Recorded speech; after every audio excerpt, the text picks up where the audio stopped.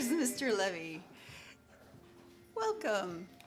Welcome. Find a cozy place or a comfy chair or something.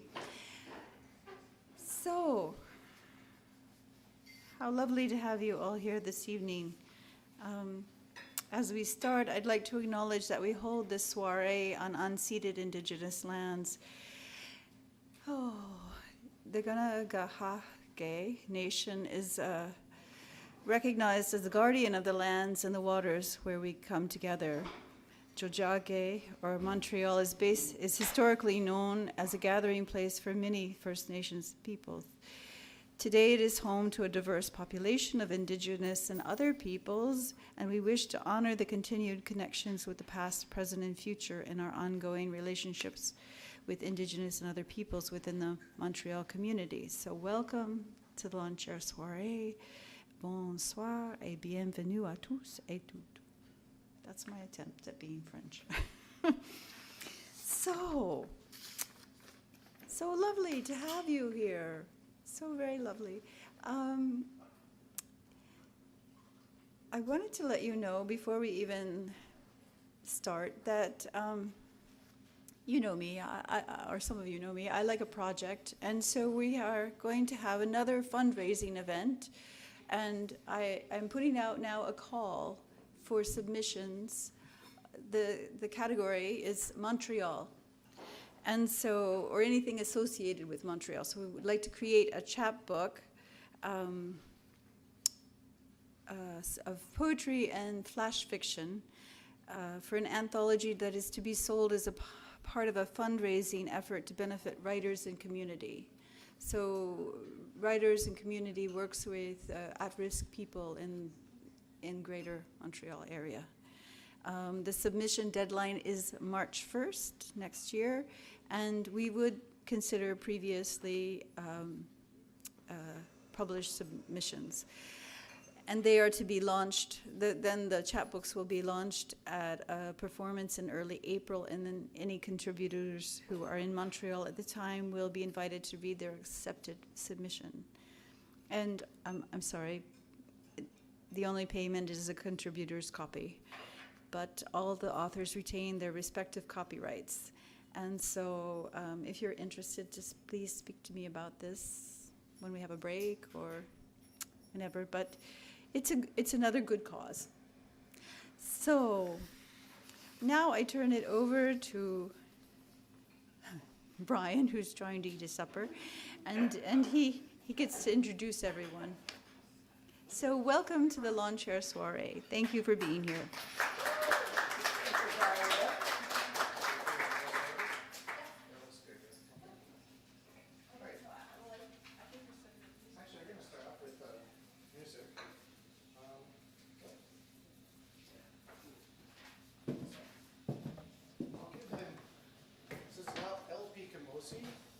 LP stands for long play, and I'll give you a let me see, we have to raise this up for us. Okay, so LP Kamosi, who will be singing for us, his name rhymes with cozy, and that was there seems to be some kind of feedback, which, oh yeah, okay. Anyway, he's a professional children's singer, songwriter, author, who was born in the Kootenay Mountains of British Columbia. He moved to Montreal in 2001.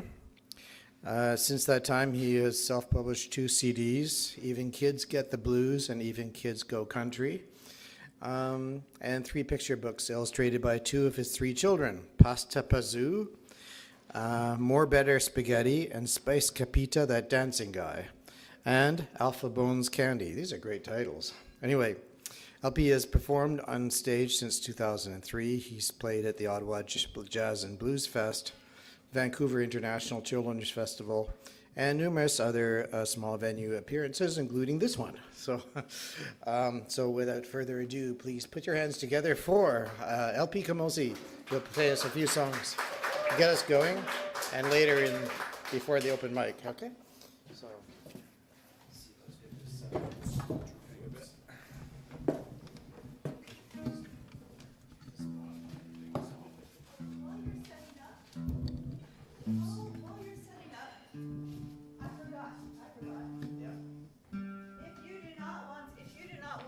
recorded on the video. Just say please stop. Okay. Yeah, yeah, right. Okay?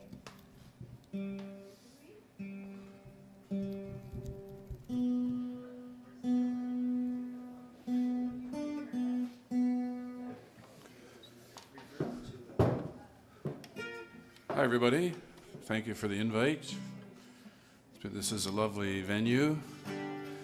And I'm going to play a couple of my kids' songs to start with, just to get everybody happy and kid-like. And then I think I'm doing a couple more later, which are... So this song was written for my mother, who used to... I come from a family of 7 children. I'm the oldest of 7, therefore the most hated by my siblings, because of course I was the favorite son. But I used to spend time, one of the few times I had with my mother is she used to make pies all the time. So this this song's called Apple Pie Mama.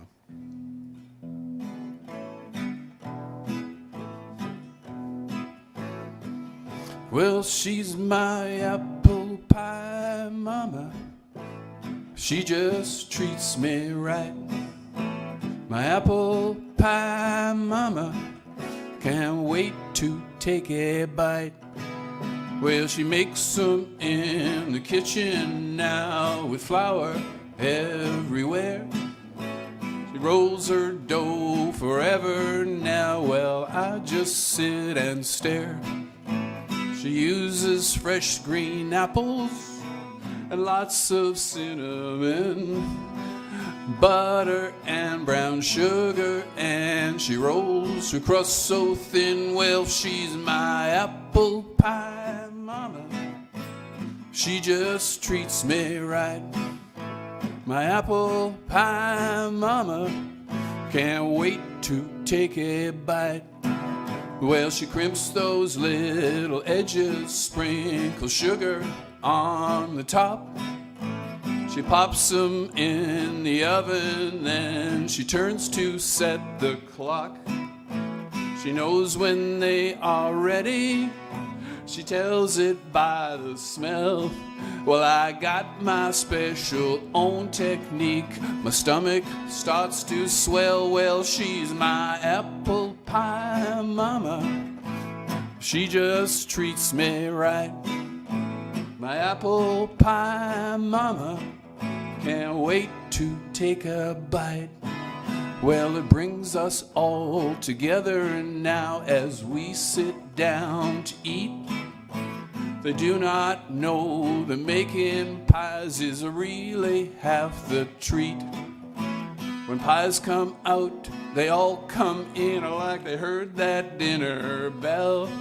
Well, I did not help to make them pies so they can go to. Well, she's my apple pie mama. She just treats me right. My apple pie mama can't wait to take a bite. Can't wait to take a bite. Can't wait to take a bite of that apple pie that my mama makes right. Mm-mm-mm-mm. Mm-mm-mm-mm. Mm-mm-mm-mm. That's the apple pie mama.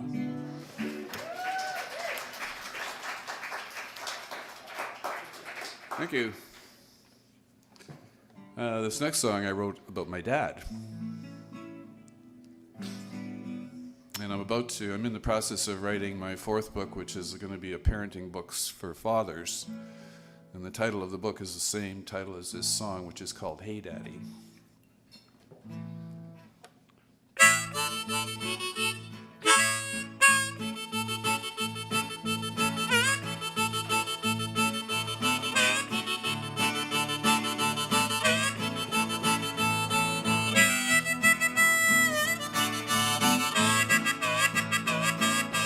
Hey daddy, ho daddy, go daddy, my daddy, big daddy, strong daddy, tall daddy, smile daddy, young daddy, old daddy, funny daddy, mad daddy, your daddy, my daddy, ah daddy there. Sing daddy, cry daddy, yell daddy, whistle daddy, love daddy, hate daddy, hit daddy, hug, hurry daddy, run, quick daddy now, come daddy, look, see daddy, wow daddy, sleep daddy, snore daddy, grunt daddy, growl daddy, work daddy, ride daddy, sell daddy, buy, why daddy, where daddy, what daddy, how daddy, be daddy, good daddy, my daddy, love daddy.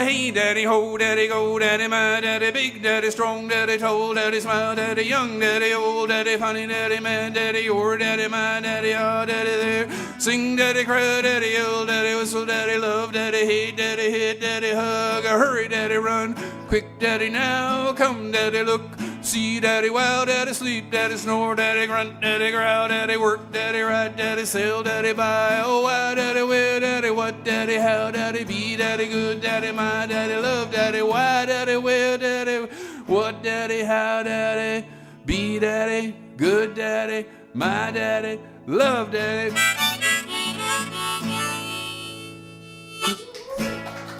Thank you very much. Do I have to turn this down or to pull it up here? Well, I just don't want to. Should I pull this wire out here? Or? Oh, okay. Just shut it off for a second. Okay, very good.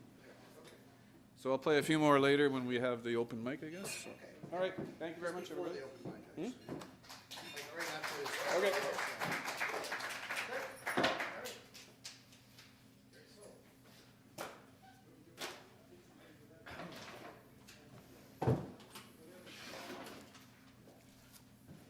Thank you very much.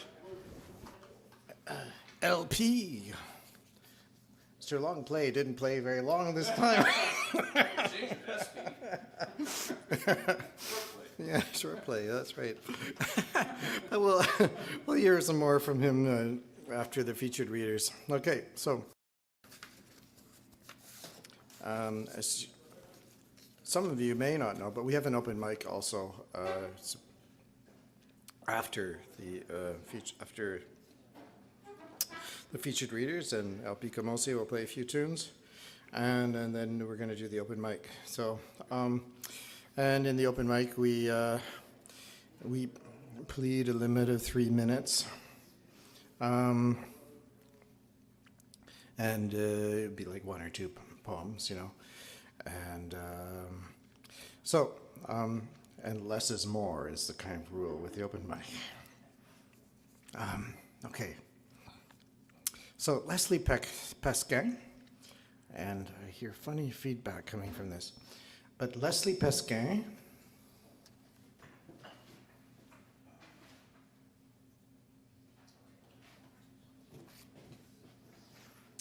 that sounds like the voice of God, Leslie Pesquin.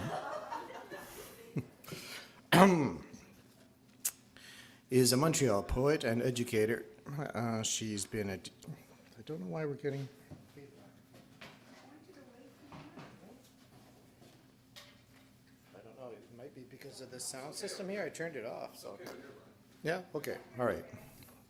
I just hear these whistles, and they aren't wolf whistles, you know? All right, so here we go.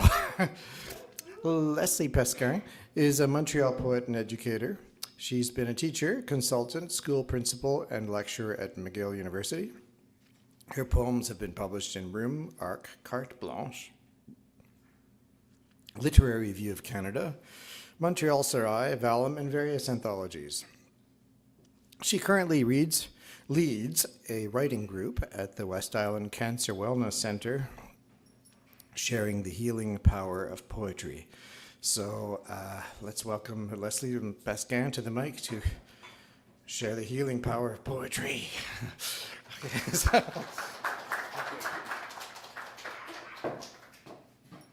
Can I stand up? I don't know.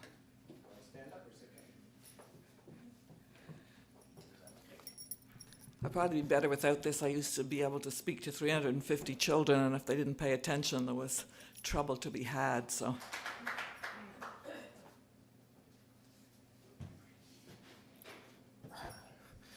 Thanks, Leslie. Can we know light? That is a good question. Well, maybe the next writer can answer that. Anyway, this is really improv. But there's a lot of whimsy in Joshua Levy's bio, which I'm reading for the first time. So, Joshua Levy is a writer, oral storyteller, and grilled cheese enthusiast. He was a 2007 New Year's Eve winner of the How Many Marshmallows Can Fit in Your Face at Once competition at the Santos family home. The self-appointed winner of the Happiest Person Alive on May 6, 2016, the day he got engaged to the marvelous Mrs. McLevy. And the 2014 runner-up of the worst Yoda impersonating Grover impression. He has been known to sit on rickety wooden stools in the early morning, at desks when the sun is peaking, and almost exclusively on L-shaped couches to kick off evenings. But nowhere is he happier than on metaphoric lawn chairs at a soiree in the Mile End. Pretty good. That's a great intro. There's more, but yes. Do you want more? Well, okay. Indeed.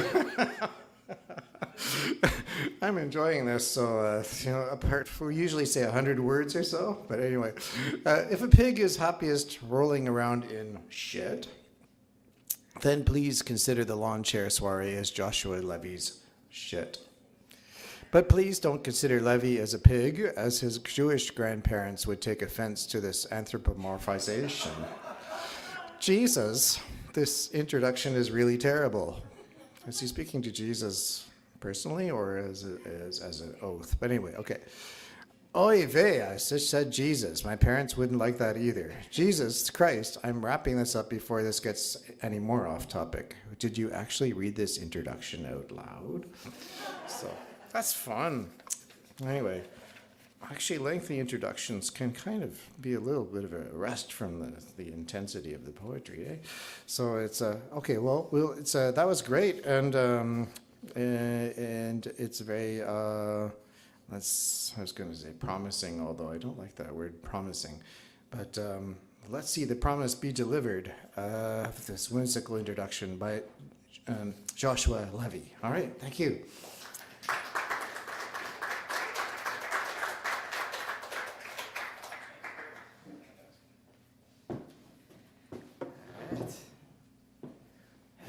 Hello. I have the poems on my smartphone because I suffer from too much youth, and my generation has forgotten what paper looks like. But I brought a book so that I can slip it in and give you the illusion that I had the respect to figure out how to use a printer, so I apologize. The book's by me, yeah. But so I felt entitled.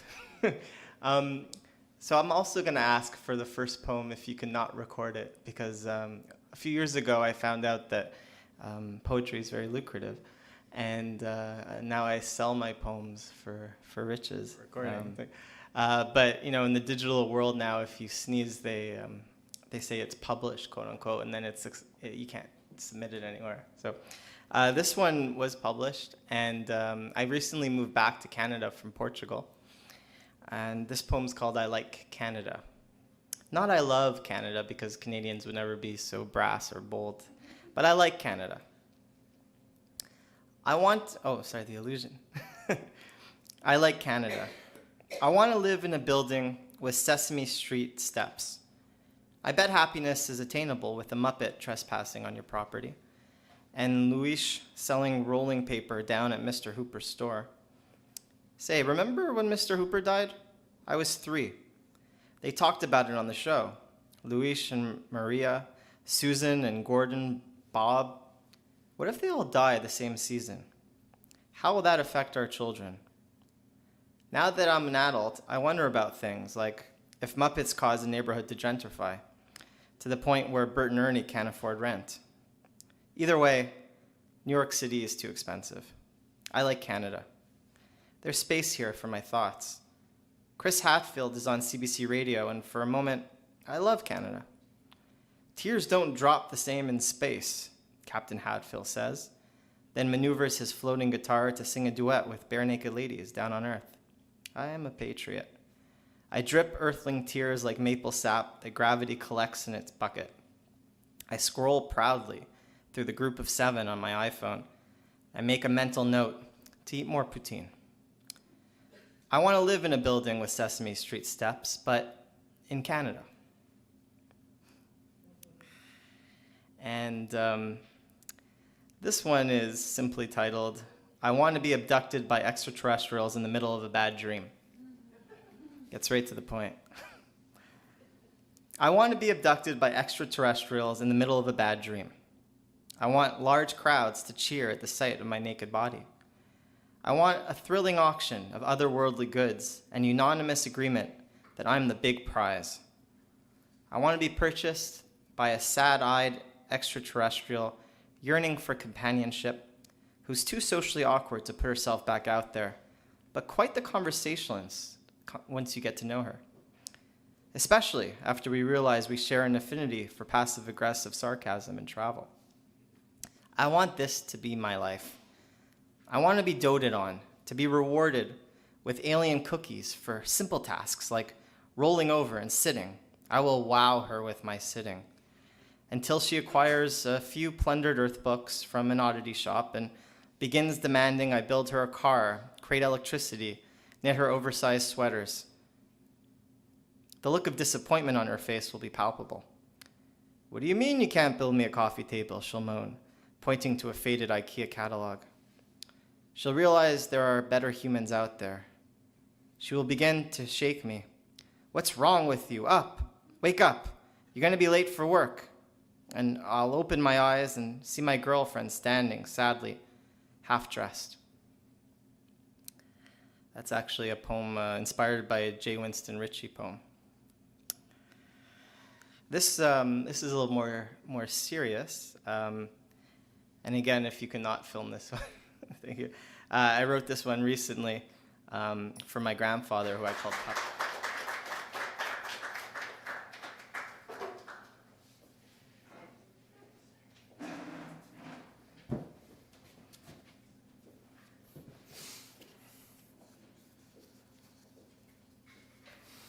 So, thanks, Joshua. Darrell Epp's poetry has appeared in over 130 magazines on 6 continents. He's the author of 3 books, Imaginary Maps, After Hours, and Sinner's Dance. He lives in Hamilton. So here, let's welcome, and thanks for coming out, all the way from Hamilton. Darrell Epp. All right. Thank you.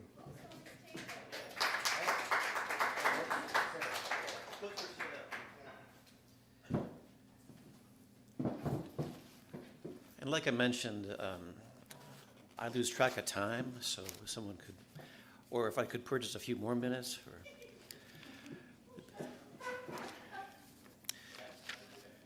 This is a poem called Fragmentation Grenade.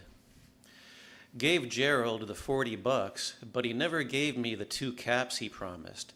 Just old jokes and crackpot theories about gravity strings and leprechauns, subcutaneous microchips and falling angels. I'd still prefer the 2 caps. I want hard results. an explosion in slow motion, reducing me down to a gaggle of singing shrapnel. So much for summer's hydrocodone. Lick the bag, make a wish. A ghost is always stuck in that moment before the paint dries, that hour before the luggage clears customs. Squeaky cloud cogs, sci-fi Lego sky, bramble and thistle sabotaging the construction site, stuttering pirate parrot, the courtroom drama's shocking twist, the beat cop just looking to make the quota. How close we come to mystery, with only algorithm standing between being human or a Burger King beef cow. Moo. And this is a poem entitled Pregnant Fly Dead on My Windshield. True story. The smear, like a microdot of jam. I watched it, wondered about her family, wondered if she'd even known what hit her with a brain only a microscope could see. The crossing guard barely registered, just another clown with a whistle. The Christmas lights were out, so no one cared about drone strikes in Yemen, and nobody would until Disney bought the movie rights. Pro tip, get Morgan Freeman to provide the down-home gravitas. You'll need it when only the dental records abide unmelted. Down in the top-secret basement, the remote control pilot gorges on Red Bull and pride. The long-range sniper dreams of his mother. His mother says he's her hero. Straight-A students invented a new way to ignore the still small voice, the fork in the road. Picture the earth as a snow globe in a black and white movie, ringed by angels and antimatter playing quantum billiards for all the marbles. I'm just trying to be helpful. Picture a narrow path. Picture a rumor of another way, insistently haunting the billionaire's barricades.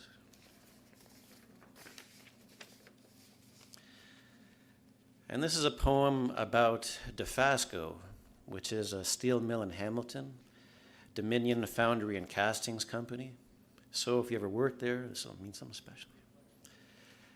DeFasco morning, tiptoeing along the rusty catwalk, jittery from the night shifter pills. I thought it was the sun, but it was a glowing slag heap waiting its turn. Somehow I got everything upside down again. We transmuted mineral resources into products, chased the ace, counted cards, hypnotized ourselves in the flickering arc lights, the blowtorches of the TIG and MIG welders, sold our souls for a Ponzi scheme. Map and territory, word and idea, bound together with knitting needles and yarn. The holy pulse behind it all, I felt it, and the spaces between.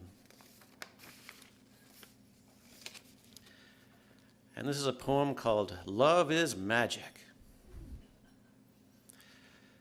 We suffered from a lack of common reference points. I mean, her mother was a witch.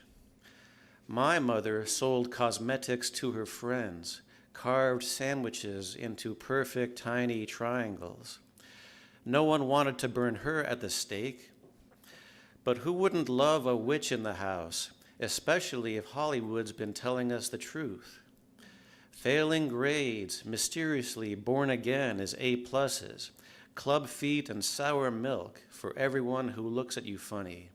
The chest-swelling pride that comes with the secret knowledge.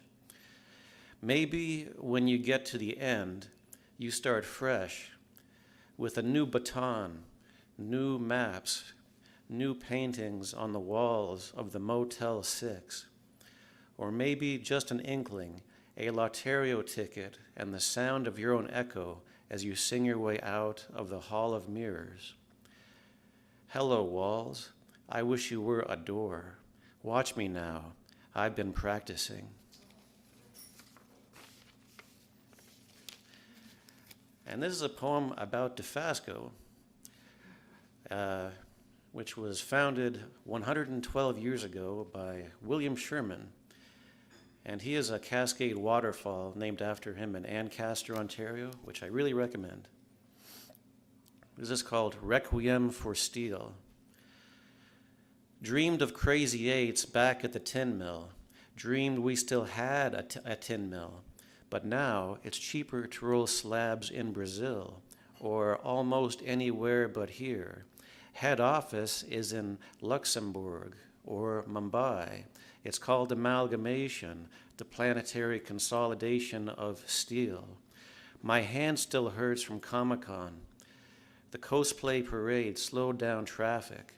I was in a mood, punched in my hazard lights, and started picking fights with masked Avengers, obese Klingons. Lucky if I don't get sued. And my real anger wasn't for them. It was for our blind technocrats herding us off the stage to join the Neanderthals, leaving all our strivings as a legacy for unborn cyborgs. Coal dust from the mines, just diamonds under pressure, like retraining for customer service or hunting for scrap metal and copper because the pension fund's insolvent. Natural gas fires carve out a memorial tattoo. The arc light's prism still calls to us like the song of the sirens. And this is a poem dedicated to Lon Chaney Jr. And Lon Chaney Jr. is most famous for being the son of Lon Chaney Sr. And I think it's hard to have a father, and especially in his case, when his father was the greatest actor ever, and he was not. And he was a star of such motion pictures as Spider Baby, The Mummy's Hand, The Mummy's Ghost, The Mummy's Curse, Frankenstein Meets the Wolfman, a tragic figure if ever there was one. This is called Wolfman. My shadow was a wolf that looked like Dad. The atmosphere wore a white medical smock. A mad scientist peered down the barrel of the double helix and created a lab rat with giant mastodon tusks just to prove he could do it. That look you gave the waiter could morph sand into glass, but your bracelet should be worth a lot more now since we murdered the coral reefs with sewage and plastics. That's the good news. The bad news is on his way, or already here and lurking behind an artificial palm tree. Sometimes I think my voice sounds like a robot. One day I'd like to wake up a human and fully alive. There's a few things I'd have to do first. We gave a meth head $1, wondered where his tribe will go when gentrification makes us all real estate millionaires. Dunville, out past the Grand River? The hypodermics were in full bloom. Heavenly arms rocked us like a mother. Once upon a time, there was a girl. We held each other in the dark.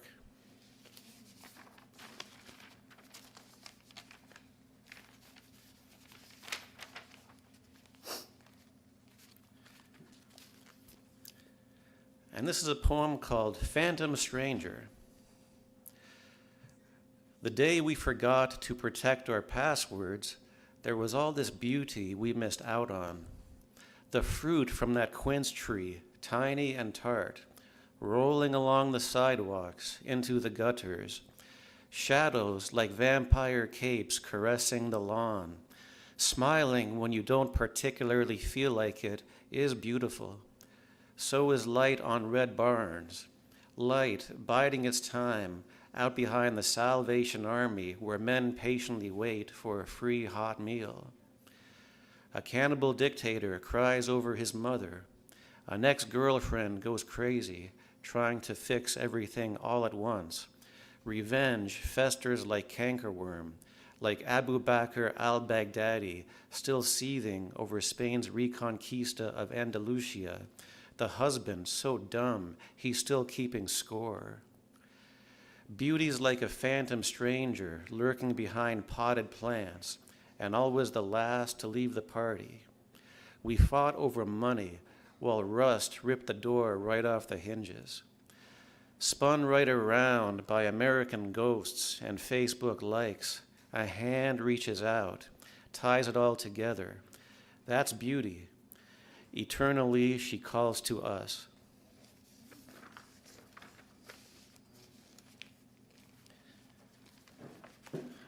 And now I'll tell a story that I would hope would encourage any poets here.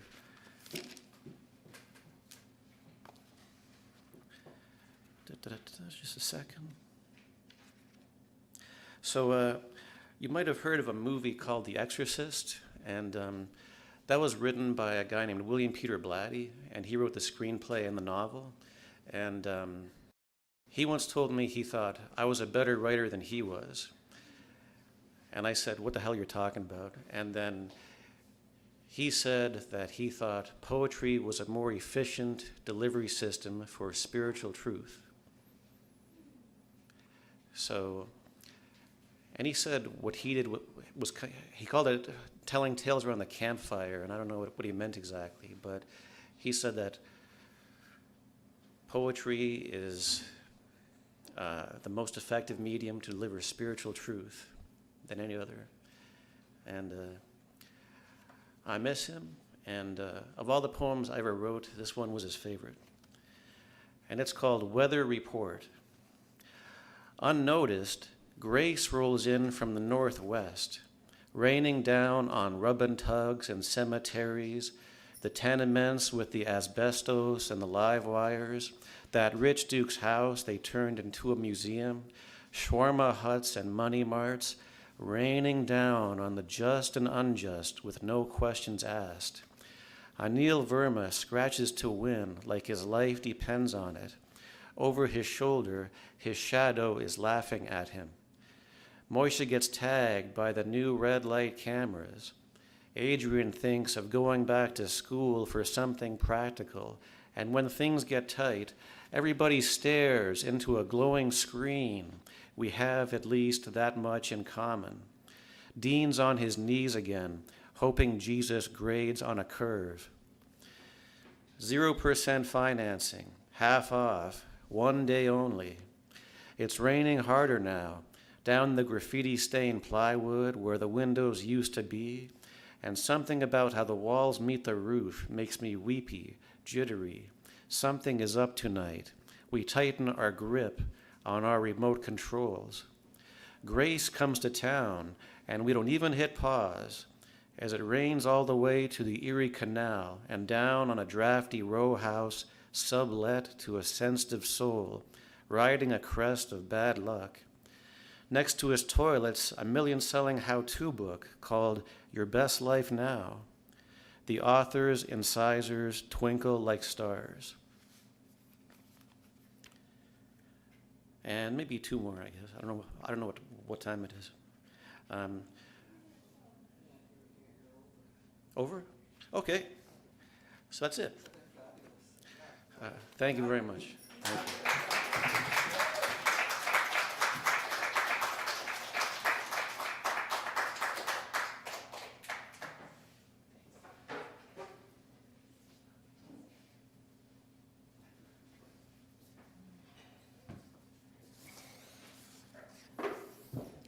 I'm glad somebody's keeping track.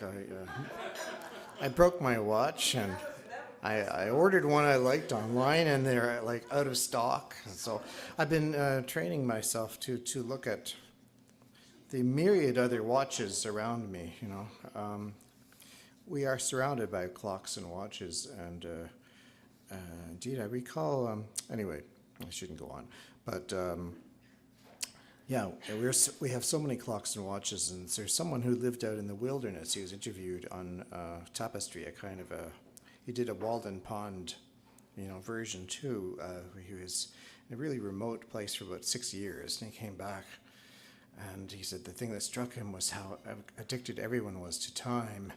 And there were clocks everywhere, and yet everybody had their wristwatches. And he said it reminded him of, he had spent time in China. He said it was like Maoist China, where you see the picture Chairman Mao everywhere, you know? But here it's the clock. So it's a kind of a dictatorship of sorts, isn't it? Okay, so let me see.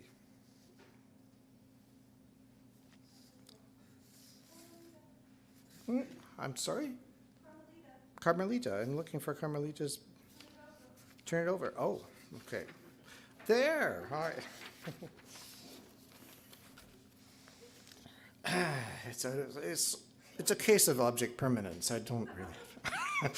Okay, so Carmelita McGrath is the author of several works of poetry, fiction, and children's literature. Her previous books have won the Atlantic Poetry Prize and the Wannell Book Award for Fiction. Her most recent poetry collection, Escape Velocity, Goose Lane, 2013, was a BMO Somerset Award finalist and won the E.J. Pratt Poetry Award. She works in freelance and contract writing, editing, and publishing while continuing to work on new manuscripts in poetry and fiction. And tonight she's launching, it's a pre-launch. It's a pre-launch. It's the first stage as she goes to the moon.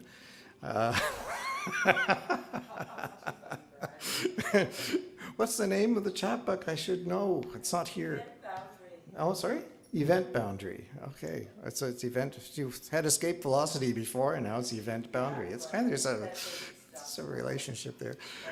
But anyway, it's a wonderful looking chapbook produced by, I think it's called Sitting Duck Press. Is that right? By d'Iberville. I heard somebody say Sitting Duck, but anyway, it's called d'Iberville. Okay, all right. Well, anyway, as d'Iberville Press is Jan's imprint, and it looks lovely. I have yet to read it, but anyway, let's welcome Carmelita McGrath, and you'll be reading selections from your chapbook, I imagine? Yes, okay, wonderful. I look forward to it. Bye. I don't know if I want to sit. But can you hear me okay? You know, I'm a short person, so there's always this problem. But I was also trained in theater, so I've got this projection, so I can run to things sideways and yell if necessary. Before I do this, I want to thank Jan for encouraging me to do this short book at a time when I was kind of not figuring out how to put a book together. And not that it was my first book, but just it was a weird summer. So I'm going to start by reading the first poem from the chapbook. And like if I said, can I have hands up? Does anyone out here, or have you ever experienced anxiety? No, you just put your hand down, right? This is a poem about that. It's called Crossing Saint Laurent. It's just a street, you say, though how it's widened in these several seconds. On the other side, there's a rippling. It might be the sea, might be prairie. Tell yourself it's just a shimmer of heat on this August day. One step forward, two back. Say to just about anyone these days, I don't know if I can move forward. And I'll ask you if you have suicidal ideation. Everyone talking like doctors, great rushes of terminology, looked up quickly on magic rectangles. Come on, that's not research. And I'm just trying to get to a cafe. People cross, the light changes twice, and then I walk into the shimmer, one step back, two forward.